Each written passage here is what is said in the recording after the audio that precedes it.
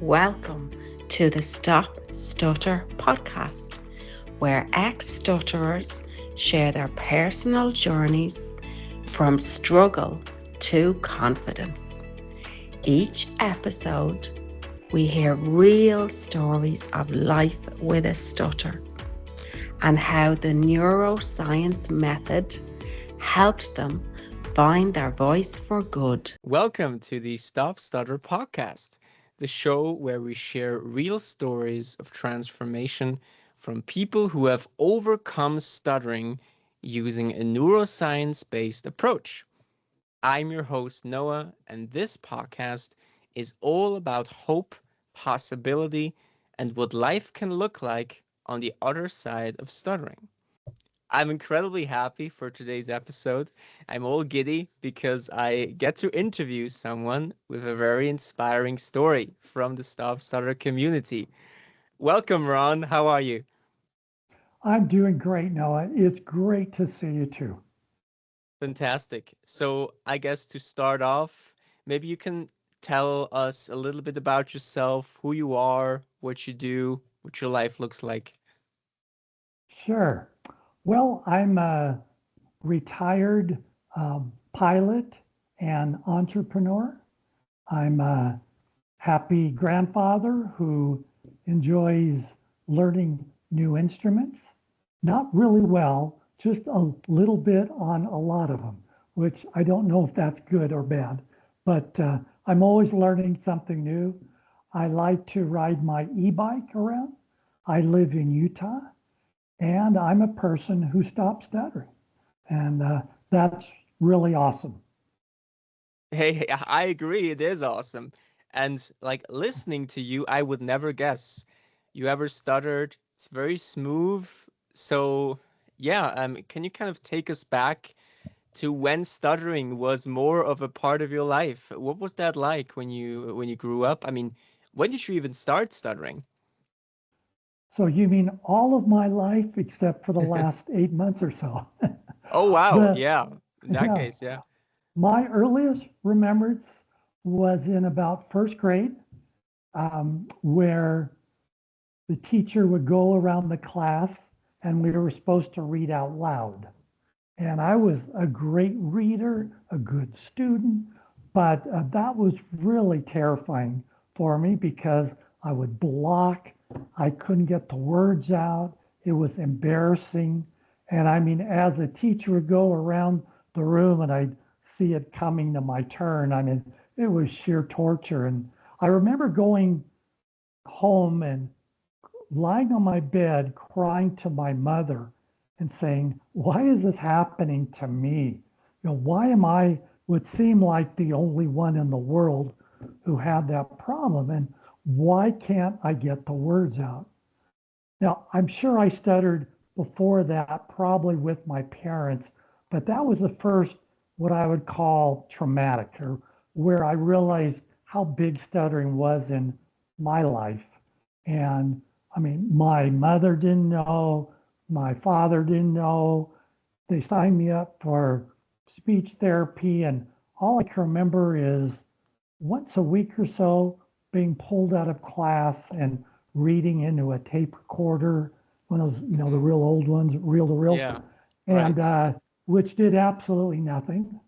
Um, I remember it. It was there all during my school days, but I still had friends. I still, Hmm. fortunately, I wouldn't call it severe. I'm moderate, but occasionally it was quite bad. But I was still, fortunately, fluid enough to have normal childhood friends. I was pretty outgoing, but when it really started to mean more to me was I got, high school age and thinking of, I was going away to college.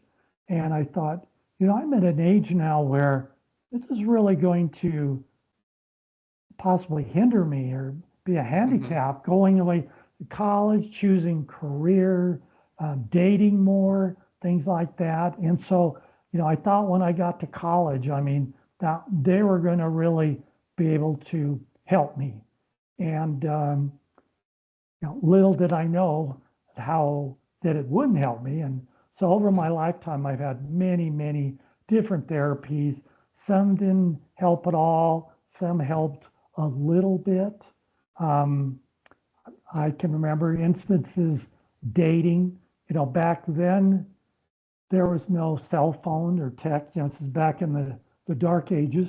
And I mean, Tough. always, if you wanted to ask a girl out, you had to ask her out face to face or by phone, but there would only be like one phone in the house, and it would usually be in the living room or someplace. So you didn't know who was going to answer. It might be one of their siblings or their parents, or if you're lucky, it was a girl.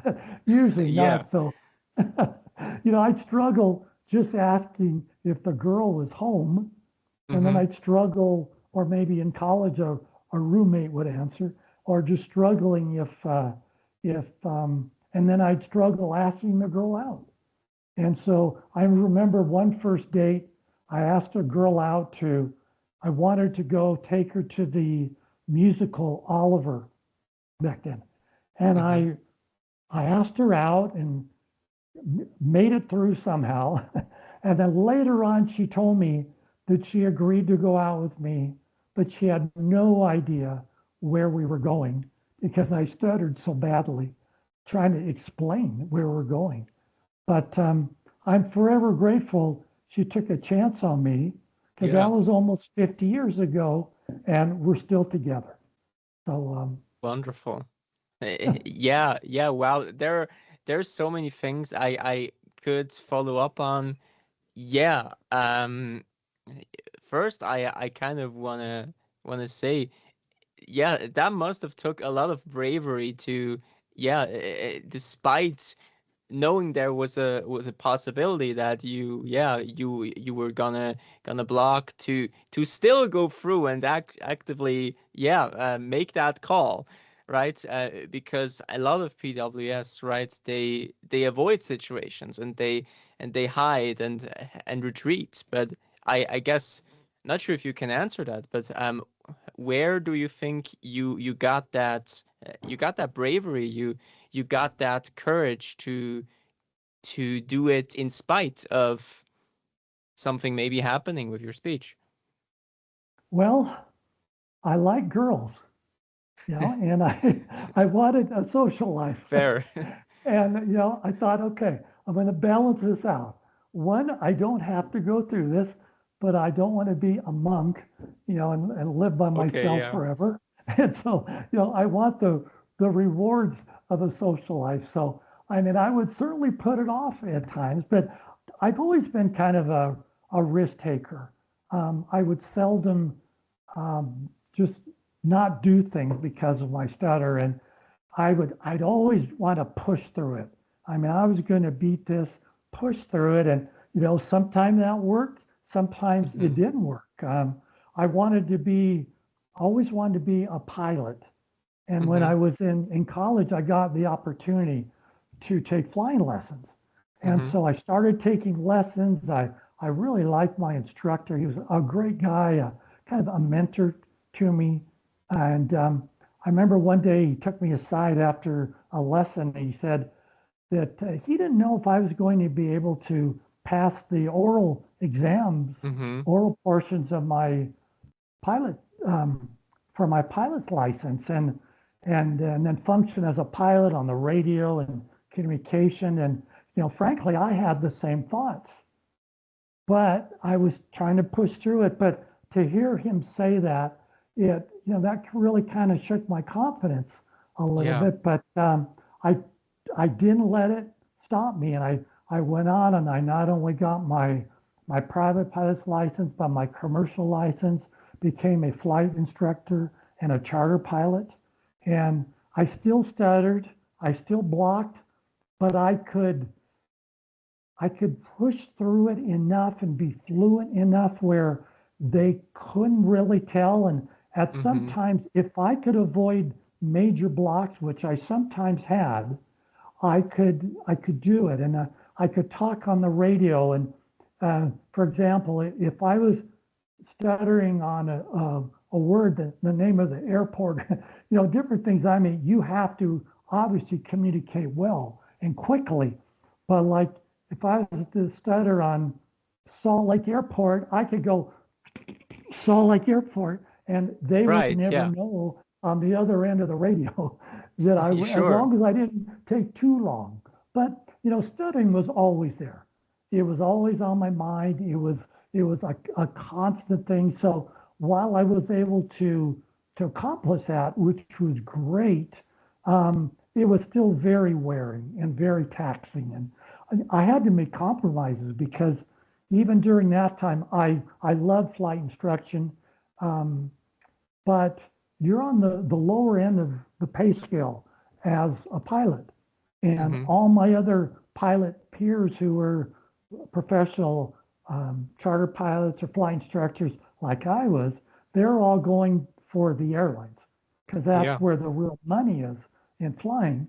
And I thought about that too, but getting hired on by the airlines is really brutal. I mean, you Hmm. have to take so many tests, and it's psychological, emotional, um, plus just your flight skills. And then even after you're hired, every 6 months they reevaluate you medically, emotionally, and psychologically. And so, and all pilots dread this. I mean, it's really hard on all of them and very stressful.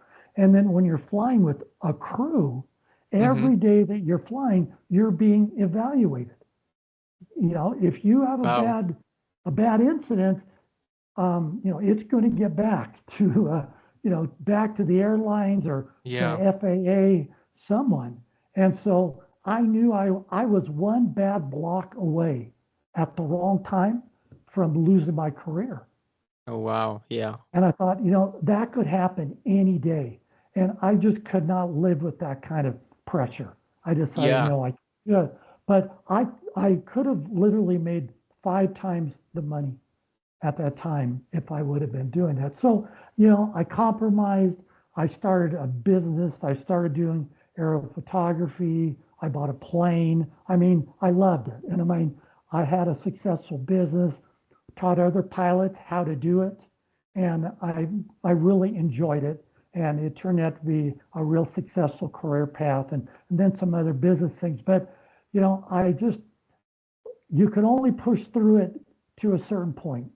And then I hate the word acceptance, but I had to kind of accept it to at least a Yeah. certain degree and make some compromises, or else I would have starved, or my family would have starved. So, Yes, absolutely. And yeah, that's very interesting.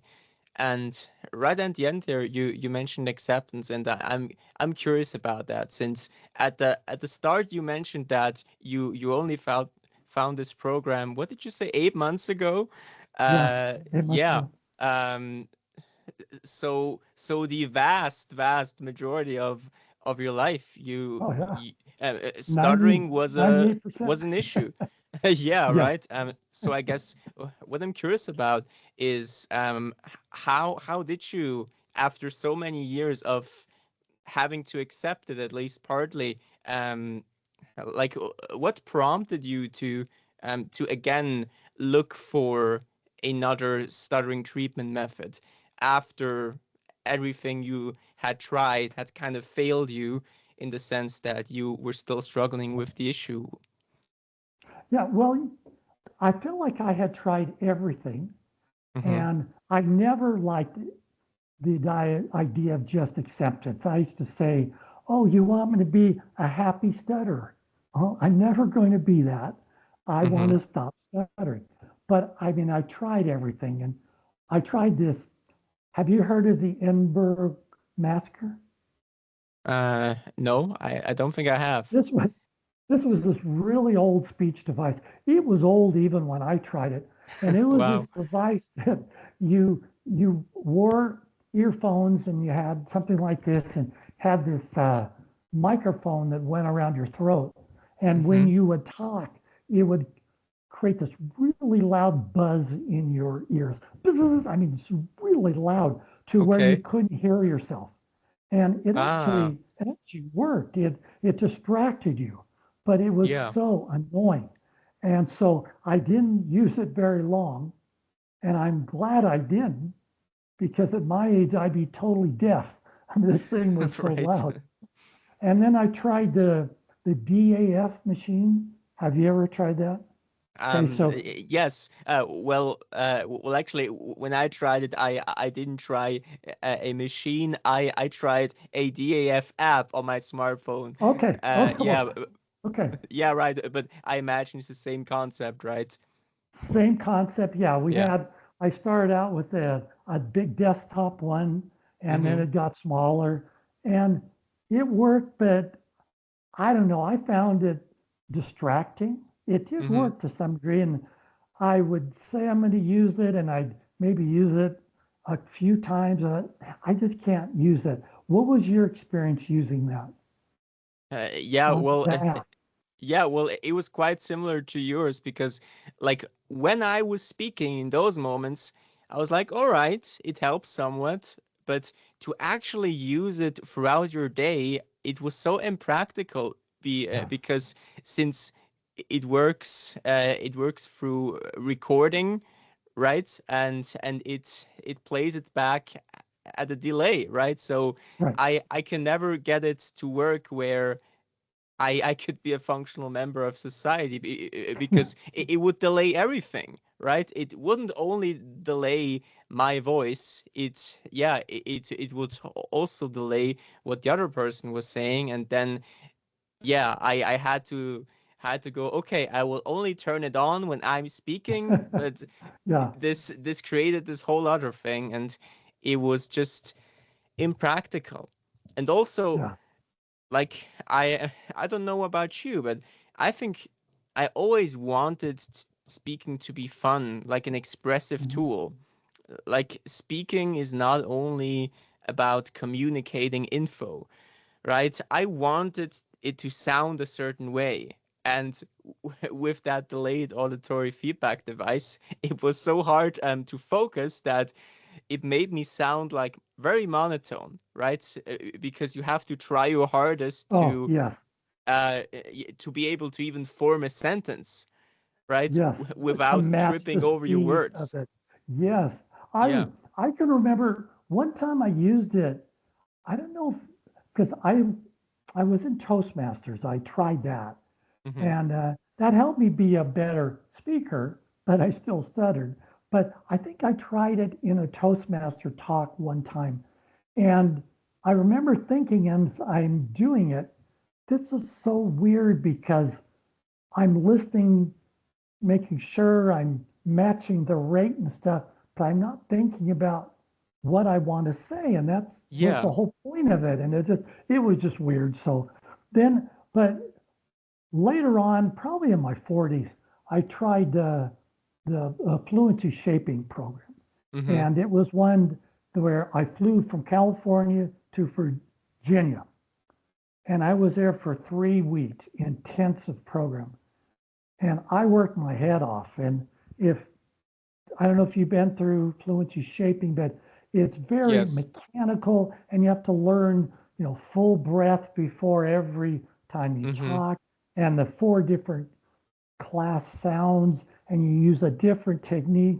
for each one, and easy onsets, and all these different things. And but I thought this is it, because at the time that was kind of the what everyone thought was the Yeah. answer. I worked my head off at it, and I was kind of the poster boy in that I would never stutter in therapy. I could be Hmm. fluid. I don't know if it was my safe space or what it was, but once I got into the real world, when I was at my worst, I mean, I have facial tics and blocks, and Hmm. at my worst. But I thought this was it, and so I worked really hard at it. And I thought, when I get back home, I'm going to keep practicing. I'm never going to lose this. And I got to the airport to fly back to California, and I looked up at the screen, and my flight was canceled. Hmm. Thought, oh well, okay. I need to reschedule. Oh, brother. And already the anxiety, because I don't know if I'm going to catch another plane out and everything. So I'm waiting my turn, and I start feeling little anxiety come up, and I start talking to the ticket person, and I have a fairly major block partway through. And I thought, oh, wait a minute, I used the techniques. Why didn't this work? And Yeah. it really threw my confidence because they never really prepared you for that. It was that you have to use this 100% of the time, and if you do, you will not stutter. But okay, well, what happens if you do stutter? Try Right, harder. right. I mean, I was already trying my hardest, so I that shook me. But I came back home, and I still practiced, and I was more fluent. It definitely helped me. But after maybe 3, 4 weeks, a month, it faded more and more and more. And I'd say after a month or so, I was back to kind of the way I was before. I could use a little bit of it from time to time, but stuttering was still in my head and still going on. So once I thought, okay, I've tried everything. I mean, I don't want to accept it, but what else can I do? So later on, I wasn't looking for therapy or anything, but I I got an email or I saw a Facebook ad, something about this online seminar type thing to learn the latest techniques in stuttering. And because I was retired, I didn't have a lot of pressure, but stuttering was still there in social situations and other things where I'd start to talk, I'd block, so I'd stop, or I'd be real apprehensive, knowing I had to talk at some time that had a little more pressure. So it was still there. But I thought, I'm curious, what's the latest in stuttering? I had no idea. And if I Mhm. recall the format, every day they had someone else speak on this virtual thing. And I listened to several in a row. And fortunately, or I think it was divine, that on one of the last days, I think it was a Q&A, I think. Yeah. And people got on and asked questions. And um, fortunately, one of the people who asked the question was you. And Yes, that's and right. I remember, and you got on and you started talking and you asked a question. I don't remember what the question was, but you told a little bit of your story, how you used to stutter quite severely and how you've been making progress and you sounded good. And I thought, well, this guy sounds good. And then fortunately, because this was someone else's event, now I realize you couldn't really come out and say everything that you're doing in the name of the Sure. program. But I think you dropped a name or two, the Mm, name of the program maybe, and the founder Lee Lovett you mentioned. And thank goodness you did that. And after you were done, I said, well, who is this guy and what is this program? And I started looking it up. And I thought, wow, this really sounds interesting. But I mean, at my age, I've tried everything. Is it worth trying again? Can I really do this? I mean, I've stuttered 60 plus years. So, I mean, can I do it? But I thought, but wouldn't it be nice if I didn't? So before I say anything else, I want to ask you, when you were you on that to kind of share a little of your story in hopes other people would hear it, or did you do it to kind of challenge yourself? Or, I um, mean, yeah. Yeah, absolutely. Well, I think mainly I did it first out of curiosity because mhm, I also watched those different videos like right of the different speakers. I also watched those, and I for myself I have also tried everything under the sun. So I was curious as well. Okay, what is the actual yeah, what is like the newest and hardest thing in stuttering Yeah, yeah, therapy? yeah. I was just curious, and I yeah, I had found a program that I had found great success in, the neuroscience method, right? Yeah, but I wasn't mainly joining out from a promotional sense. I actually, when I joined, I didn't even plan to talk.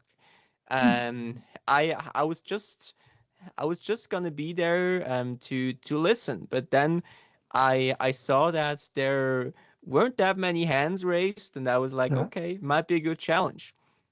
yeah. Yeah, and the and yeah, I actually think that the guy who hosted it, he after I spoke, he asked me another question.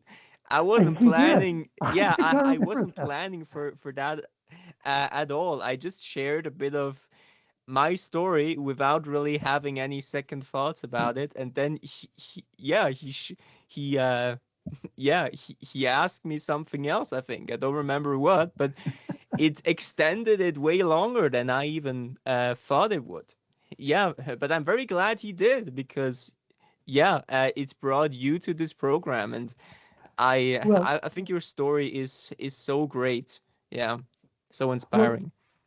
you were on there just for me because I don't know Yes, if right, anyone else right. really. I mean, you think of and way past the age of having more children, but if we did, I'd maybe think of naming one Noah because Oh wow, wow. like you do it. I know, really though. I mean, just these little ripples because some of the things I'm doing now to try to share my story with other people and talk to SLP classes, try to help them to have more of an open mind. But getting back to the program, when I heard about it, I thought, gosh, am I really willing to work so hard to try again? But a couple things got me. One, when I listened to and watched a lot of videos of the success stories. Now, I Hmm. mean, you and I have both been around, and we aren't naive. We know that how many people have I seen go through a program, myself included, and they're pretty darn fluent.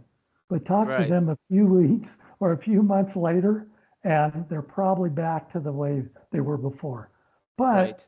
I saw some pretty old videos of people who said they've been in the program a long time and or it had been a long time since they were actively in it and they still sounded good. So that impressed me. A couple of other things that Lee said really impressed me, like he said, like stuttering is just a habit. I thought, wait a Hmm. minute, can it really be that easy? And I always thought it was probably mechanical, probably hereditary a little bit, because I didn't want Yeah, to think there was anything psychologically wrong with me. So right. it must be mechanical, something to do with the speech mechanism in the brain. But then, he'd say things like, well, are there times you can be fluent? And I'm thinking, yeah. In fact, my stuttering at that point, I call it mild to moderate. Yeah, there was a fair amount of time. So how come I can be fluent, but in other times be, quite uh, at least moderate block and everything else? Did my did my speech mechanism change? Right. Yeah. Oh, oh, wait a minute. It can. It's the same speech mechanism. So Yeah. there must be something else. I mean, so we talked about habit. I thought, wow, I mean, that's simple, but that makes absolute sense. And then I learned about crutches, and I always fought the idea of crutches because I thought you got to push through it, and that wasn't facing it and all this kind of stuff. Um, but when he explained it in a way that you think of, these speech crutches that you learn to stop stuttering, they're only temporary. Yeah. And it's it's like you break your leg and you have to use crutches. Does that Yeah. make you does that make you a wimp? Are you weak because you're using crutches? No, your leg is healing. Right. So you use a temporary. Man, that makes absolute sense. And so I listened, and the more I learned about it, I was really intrigued. I thought, okay, I'm going to give this 90 days. I'm going to jump in. I'm going to drink the Kool-Aid. I'm not Mm-hmm. going to question it, because I do tend to overthink things sometimes and question and doubt. And I was skeptical, but I thought, no, I'm going to go all in for 90 days. This guy and these people know something I don't. So I'm just going to not question it and do it. And I found right from the first that it made a huge difference for me. I started noticing differences quite rapidly. Yeah, and that's really awesome to hear.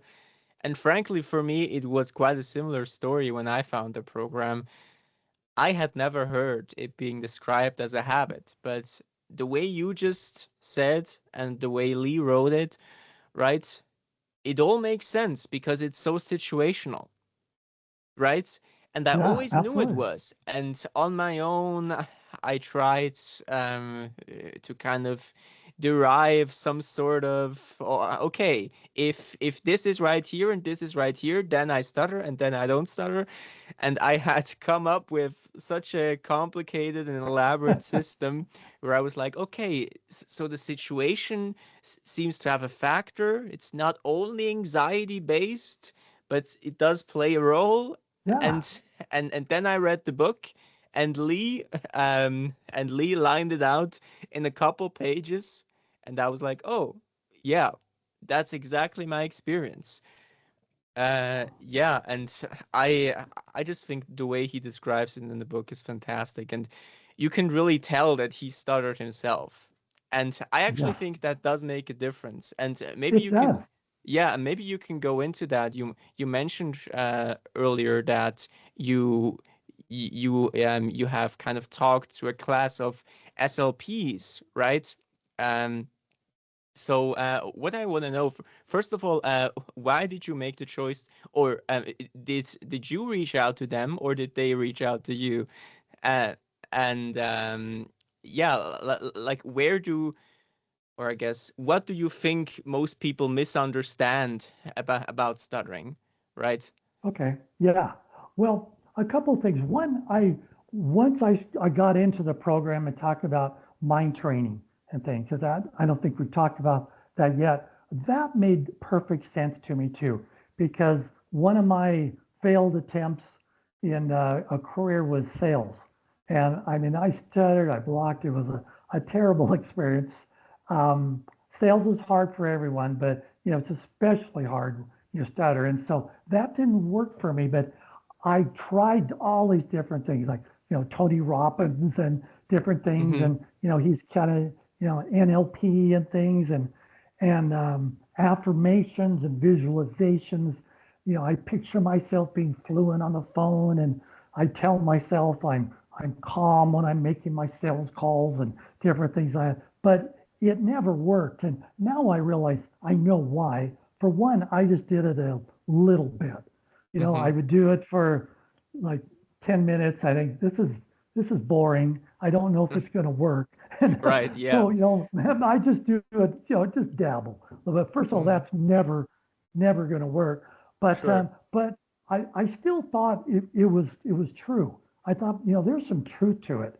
And so what I realized looking back was that was the one of the missing elements for like things like fluency shaping. It really is a good program to a large degree. I mean, StopStutter program is much better on several levels, but I think if they would included mind training as part of that, I think it could have worked better, or at least allow us to transfer it into the real world. Because didn't you find that was the missing key? No matter what I tried, I Right. could never transfer it into the real world. And that would have helped a lot. So my training, I think, was one of the missing elements. So I wanted to challenge myself, and I want to share. I want to help people, just like you becoming a certified speech coach now. I mean, it's so liberating to not stutter anymore, and not even think about stuttering. when I talk, I just want to share it with people. And Yeah. so I started reaching out a little bit on some online groups and things like that. And that has its own pluses and minuses because, Hmm. online groups are brutal and everyone believes all these things about stuttering. If you don't believe what they do, then you can be fluent, but they'll tell you that you aren't fluent, that you're a Yeah. liar, making it up. Oh, brother. But anyway, I still wanted to try and help. So I started getting on. One thing I did, and this almost always works, is I reached out to a local university and I just sent out an email. I looked up the communication disorders department. I forgot what it was. And I just sent out an email to the secretary or whoever. Well, I didn't know who it was. But I just said, I'm Ron, I'm local in the area. I've lived with stuttering for 60 plus years. I've learned a lot of things. I think it will be helpful for SLP students to hear and learn from someone who actually stutters. I think that might be interesting to them. I've learned some things recently more that has helped me become much more fluent. I kind of minimize that. I didn't want to say I'm cured, and I want Sure, to. sure. I had to be careful what I said. But anyway, and within a week, I got an email back from a professor who had some classes, graduate classes. Students were just about finished, about to go out into the world and become SLPs and help people who stutter. And he said, "Yeah, we'd love to have you come in." Ironically, it was the same college that I went to when I went to college, Oh, wow. where and the students didn't help me one bit, but they tried. I mean, they were trying. They did what they learned. Yeah. What was in fashion at the time. So I mean, they meant well, and so I spoke to them, and then I reached out to an online SLP group, and I basically said the same thing. And Hmm. I think like anytime you want to get on anything, it's good to have a hook. Yeah. And or and my hook was I'm stuttered for 60 plus years. This is what I've learned. This is what I wish I'd learned. This is what I wish speech therapists had known. And so, that they really want that. And so someone else reached out to me from another university and he had me do a Zoom call with one of his graduate student classes. And I just did that one last week. And I really enjoy doing that. And the things that I tell them, I share my story. And the couple things I tell them is that I wish they would know. And I asked this in the StopStutter group Hmm. about how they don't realize how stuttering lives in our heads when you Yeah. stutter. Whether we're trying to talk or not, you're remembering the last attempt. You're thinking about the next time you have to talk. You're thinking about feared words. You're thinking about, all these things. And while you're talking, how you're constantly scanning ahead about is this word's coming up? What am I going to do? And all that.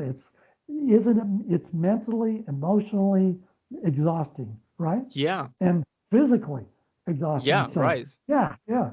So I shared that with them. The other big thing I share, and I'm really passionate about this as I've looked into this more. Um, I looked up and back when I went through therapy, like fluency shaping, that was the thing that the SLP were taught, speech modification and Hmm. fluency shaping, all that stuff. Well, they really haven't had very good results, even though they've tried. So Hmm. now they've shifted to, well, um, helping them become fluent in work, let's help them accept it. So now it's all Right. about acceptance and communication. And I mean, I have to admit, if I would have accepted it a little more, it probably would have helped me some. Like, some therapies tell you to go out and practice gently. Like if you block on B, like my name's Bob, If you normally go, my name's Bob, and you get locked in those blocks, I mean, that's kind of a traumatic thing. Right, But if you right. could go out, but if you could go out and practice on purpose, my name is Bob, I mean, that's much less. But I could never do that. I didn't want to look or sound funny. So instead, Yeah, I'd go, my name is like that, which makes no sense. But, right. that's what I thought. But so now the shift is on acceptance. And that really bothers me. One, you can stop stuttering. You really can. So, but the other big thing is this. I've done research on this. And the problem is this, and this is how I explain it to them. The problem with fluency shaping and other speech modification programs is it just kind of addresses the mechanical side. Yeah. And the acceptance, it just kind of addresses the acceptance side. I said, Yes. it doesn't have to be one or the other. If the fluency shaping would have had some other elements to it, it could have been better. And what I tell them is, and the same for acceptance only, that if someone comes in to you who has a moderate or greater stuttering for therapy and you help them accept it, and I really hate when they say, well, you stuttered X amount of time, you'll probably never stop stuttering. And I mean, they just dash all their dreams, right from Right, the first. right. And in a way, I understand them doing that, but still. But then they say, so we're going to help you accept it. Well, the problem is if you have a moderate or greater stutter, that in the real world, you're going to face biases. You're going to have Yes. face prejudice. It's going to hurt you career-wise, everything. It's just like studies show that taller people get hired faster and they get paid more. Better looking people, they Right. get hired quicker and they make more money. Is it fair? No, but that's the way it is. But if you can't communicate well, I don't care how well you accept it, it's going to hurt you getting hired in your education, in your work experience, how much money. There's studies that show that if you have a moderate or greater stutter, that you're like several times less likely to make at least $100,000. I mean, all these things. So these are real things in the Yes. physical world. So if you just tell them to just accept it, you don't realize that you're telling them to carry around a bag of rocks on every person you want to ask out on a date, every job interview, every chance you have for a promotion, everything in your life. You can feel good about it, but it's still going to hurt you. So I encourage them to not just rely on what they've learned, and I tell them about mind training and things like that. Expand their toolkit as they're treating people who stutter who come in for therapy. And the way that I explain that is, look at someone who's a musician, and you can relate to this. Or we just had the Olympics. I mean, if you're a musician or an elite athlete, I mean, you practice, practice, practice, and you really get it down. But what happens when you get on stage? Whether you're giving a performance or whether you're a ice skater and you're in the finals and you're doing the big thing, and you start feeling the fear and the challenge and all these things happen, and sometimes you don't do as well. Sometimes you might choke. Is Yeah. it suddenly that you lost all your skills? No. Of What's course not. what's going Yeah. on? You're thinking, oh man, what a big crowd. Mm-hmm. There's so much pressure. Oh, do you remember that last time I really kind of flubbed up at this part or ever, right? And so what do you do to overcome that? what do elite athletes do? They do mind training. They Yeah. visualize performing. They visualize they're in the finals or whatever their performance is. They're doing their best. They visualize themselves on the stand, and they're getting that gold medal, or you're a performer and you're performing flawlessly, and everyone stands up and cheers, right? All this mind training and affirmations. I'm calm when I'm on stage. I'm calm when I'm performing. And if you do that over and over and over, like we're taught to do in the Stop Hmm. Stuttering program, when you get into those situations, you can and do perform better. And that's the missing element, was the missing element for me. And once I started doing that, all those things we learned, that made a huge difference for me. And I think and I hope when I'm talking as SLPs that some light bulbs start to go off and there's something they can relate to, because visualizations and affirmations, that's been studied and it is proven. And so hopefully, I expand their mind enough. I encourage them to start thinking about using some of those things in their therapies. And so that's kind of the message that I preach, to take what they've learned and expand on it to really help people. Yeah, I mean, you have shared so many great things. Yeah, I could pick like 10 things that we could spend like 2 more hours to go into this, but uh, unfortunately we are nearing the end here. I so there are two things that I want to ask you. First of all, after having been in this program for a while, what is your life like now, right? With when you are not having to carry that backpack with stones in it anymore. How does it feel? If if I had to use one word, I would say liberating. I mean, it is so Hmm. awesome just be able to talk to groups, talk to you online Zoom, Yeah, and or groups. And I mean, I'm calm, I'm relaxed, I'm not exhausted, I'm not looking for feared words. Just sharing what I really want to share, not just not being encumbered by that, just the feeling of calmness and not expecting to stutter ever, and knowing that I don't have to. I mean, I haven't stuttered in 6 months, but I wow. still, but I still a few times a week do visualizations, affirmations. I play it in my car. I still, practice with others now and then. I challenge myself because I will never go back. I'm just keeping Right. that habit and making that habit stronger and stronger. So it is just wonderful.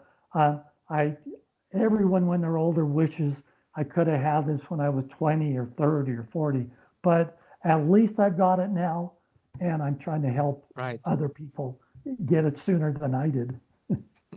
Yeah, absolutely awesome. And I kind of wanna end this with one last question, and especially since the topic of age has come up, right? If someone listening feels hopeless right now, and maybe they feel like they've been stuttering for too long, or are too old to make any meaningful change, what would you say to them? I'd say to them that age is just a number.